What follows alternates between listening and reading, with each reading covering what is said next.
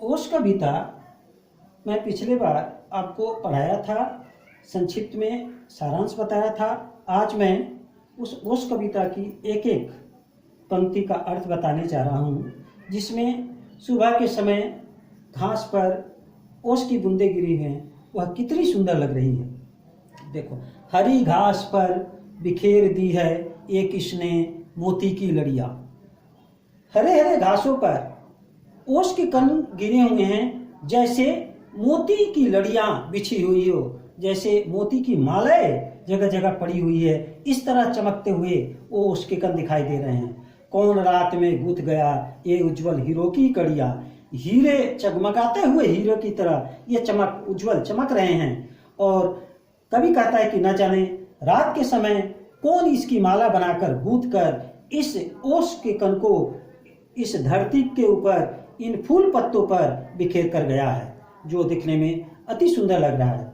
अगला है, जुगनू से जगमग जगमगे कौन चमकते हैं ये चम। जुगनू की तरह यह जुगनू एक कीड़ा है, जैसे तारे हैं उसी तरह वह चमकते रहते हैं। जैसे तारे चमकते हैं इसी तरह यह हीरे के समान चमक रहे हैं। ये नन्हे तारों की तरह चमक रहे हैं और यह दमदम दमकते हुए, जैसे आकाश में तारे दमकते हैं चमकते हैं छोटे छोटे, इसी तरह यह पृथ्वी पर ओश के कण इन घासों पर पत्तों पर चमक रहे हैं। लुटा गया है कौन जौहरी अपने घर का भरा खजाना। जौहरी अर्थात वह व्यक्ति जो हीरे सोने चांदी का व्यापार करता है, वह जौहरी कहलाता है। कहता है कि ना जाने कौन जौहरी यह खजाना, अपना खजाना इस धरती पर बिखेर गया है, लुटा कर गया है, डाल कर गया अपने घरों का खजाना। कौन पत्तों पर फूलों पर पग पग पर बिखरे हुए रतन का नाना। रतन जैसे विभिन्न तरह के रत्न, जैसे अनेक रत्न इस धरती पर बिखरे पड़े हों, तो यह रतन इन फूलों पर, इन पत्तों पर, हर पग पग हर कदम पर बिखरे पड़े हैं ये ओश के कण। न जाने कौन जौहरी अपना खजाना यह लुटाकर गया है। आगे कवि कहता है, बड़े सवेरे मना रहे हैं कौन खुशी में यह दिवाली।